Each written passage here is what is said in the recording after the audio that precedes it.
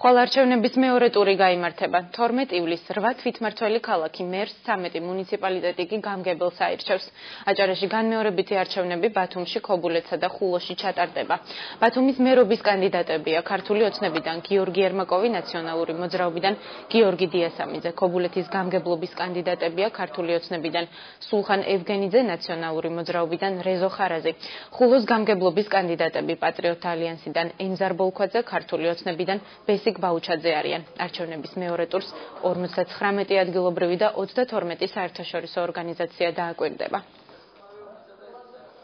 დღის ბოლომდე საუკუნო საარჩევნო კომისიებს გადაეცემათ საარჩევნო ბიულეტინები და ამომრჩეველთა სიები.